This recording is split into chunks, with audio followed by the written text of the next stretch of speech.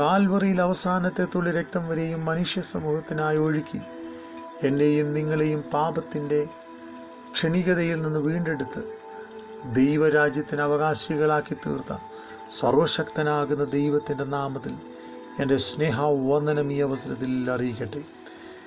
വിശ്വാസത്തിൻ്റെ പ്രാധാന്യം എന്നതിനെക്കുറിച്ച് ചില ചിന്തകൾ ഇവിടെ ഞാൻ പങ്കുവയ്പ്പാൻ ആഗ്രഹിക്കുന്നു. അതിനായിട്ട് മർക്കോസിൻ്റെ സുവിശേഷം 11-ാം അധ്യായം അതിൻ്റെ 22-ാം വാക്യം വായിക്കുമ്പോൾ അവിടെ നമുക്ക് കാണുവാൻ കഴിയുന്നത്, യേശു അവരോടൊപ്പം പറഞ്ഞത്, ദൈവത്തിൽ വിശ്വാസമുള്ളവരായിരിക്കും.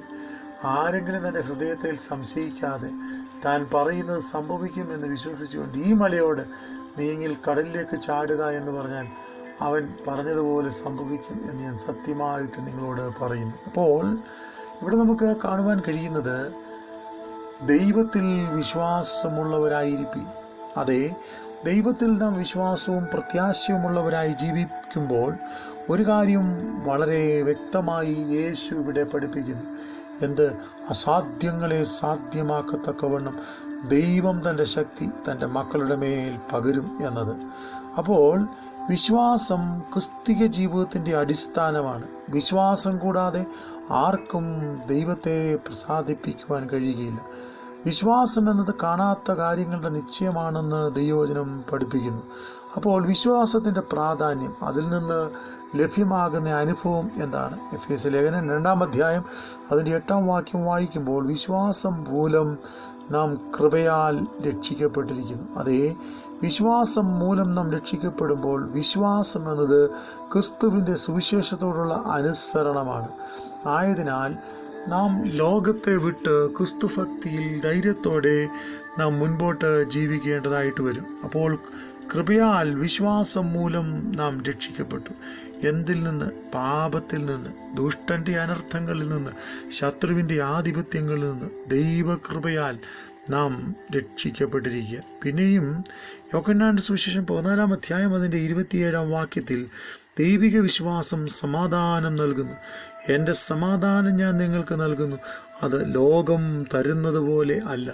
അതെ, ദൈവം നമ്മുടെ മേൽ നൽകുന്ന സമാധാനം, ആശ്വാസം, അവയൊക്കെയും നിത്യമായതും നിലനിൽക്കുന്നതുമാണ് എന്ന ദൈവവചനത്തിൽ നമുക്ക് കാണുവാൻ കഴിയും. അപ്പോൾ എൻ്റെ സമാധാനം ഞാൻ നിങ്ങൾക്ക് നൽകി തരുന്നു, അത് ലോകം തരുന്നത് പോലെയല്ല. അതേ, ലോകത്തിന് തരാൻ കഴിയാത്ത വ്യത്യസ്തമായൊരു സമാധാനം, ലോകത്തിന് ഒരിക്കലും ഗണിക്കുവാൻ കഴിയാത്ത ദൈവിക സമാധാനം സ്വർഗത്തിലെ ദൈവം നാം മക്കളും അവകാശികളുമായി തീർന്നതിലൂടെ നമ്മിലേക്ക് പകർന്നിരിക്കുന്നു.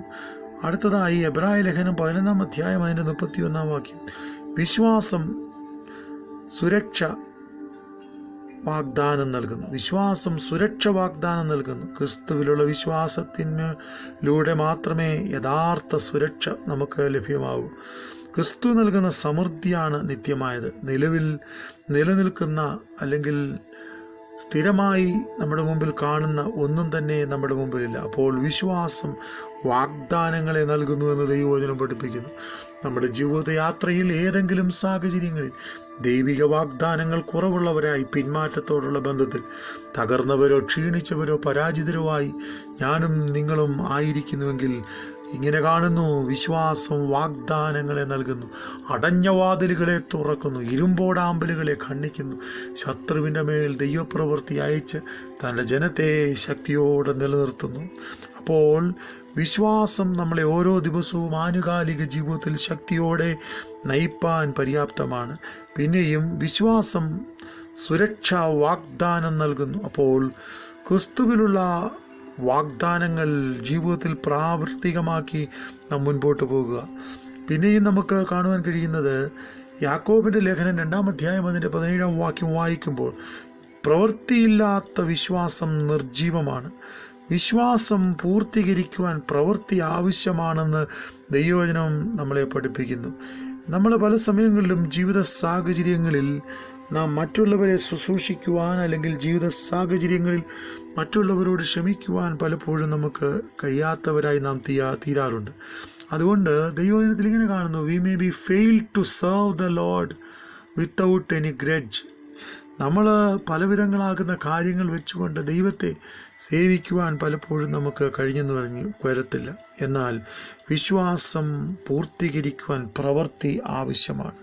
നമ്മുടെ ജീവിതത്തിൻ്റെ സാഹചര്യങ്ങളിൽ നിർജീവമായ വിശ്വാസങ്ങളെ വിട്ടൊഴിഞ്ഞ് ഈ ദിവസങ്ങളിൽ ദൈവം എനിക്ക് വേണ്ടി പ്രവർത്തിപ്പാൻ സർവശക്തനാണ്, ദൈവം എനിക്ക് വേണ്ടി അത്ഭുതങ്ങളെ ചെയ്യുന്ന ദൈവമാണെന്നുള്ള ഉറപ്പോടെ ദൈവസന്നിധിയിൽ നമ്മളെ തന്നെ ഏൽപ്പിക്കപ്പെട്ടവരായി മുൻപോട്ട് പോകുവാൻ ഞാനും നിങ്ങളും തയ്യാറാകുമെങ്കിൽ ദൈവം തൻ്റെ പ്രവൃത്തി അത്ഭുതകാരുണ്യം തൻ്റെ മക്കളുടെ മേലയച്ച് നമ്മളെ അത്ഭുതാവകമായി നടത്തുവാൻ സർവശക്തനാണ്. ആയതിനാൽ എന്നെ ശ്രദ്ധിക്കുന്ന എല്ലാവരുമേ, നമ്മുടെ ജീവിതത്തിൽ ദൈവത്തിനൊരു പ്രവൃത്തിയുണ്ട്. ആയതിനാൽ ദൈവത്തിൽ വിശ്വസിക്കുക മാത്രം ചെയ്യുക. ആരെങ്കിലും വിശ്വസിച്ചുകൊണ്ട് ഈ മലയോട് മാറി കടലിൽ വീഴുവാൻ പറഞ്ഞാൽ അതും സംഭവിക്കും എന്ന് ദൈവവചനത്തിൽ നിന്ന് നാം വായിപ്പാനിടയായിരുന്നു. ആയതിനാൽ നമ്മുടെ ജീവിതയാത്രയിൽ ദൈവിക ഭക്തിയിൽ വിശ്വാസത്തിൽ ധൈര്യം പൂണ്ട് ദൈവകൃപയിൽ മുന്നേറുവാൻ സർവശക്തനാകുന്ന ദൈവം നമ്മളെ സഹായിക്കട്ടെ. സ്വർഗീയ പിതാവേ, എന്നെ കേട്ട എല്ലാ പ്രിയപ്പെട്ടവർക്കായും സ്തോത്രം. വിശ്വാസം വർദ്ധിക്കപ്പെട്ടവരായി ദൈവകൃപയിൽ മുന്നേറുന്നവരായി ദൈവശക്തിയോടെ മുൻപോട്ട് പോകുവാൻ കർത്താവ് നിന്റെ ജനത്തെ സഹായിക്കണം. ദൈവകരങ്ങളിലേക്ക് ഏൽപ്പിക്കുന്നു. സമാധാനം നൽകണം, സന്തോഷം നൽകണം, ആശ്വാസം നൽകണം. സ്വർഗീയ വിടുതലുകളാൽ കർത്താവെ നിന്റെ ജനത്തെ കർത്താവ് പരിപാലിക്കണം. സമസ്ത വിഷയങ്ങളും അങ്ങയുടെ സന്നിധിയിലേക്ക് സമർപ്പിക്കട്ടെ. യേശുവിൻ നാമത്തിൽ തന്നെ. ആമേൻ, ആമേൻ.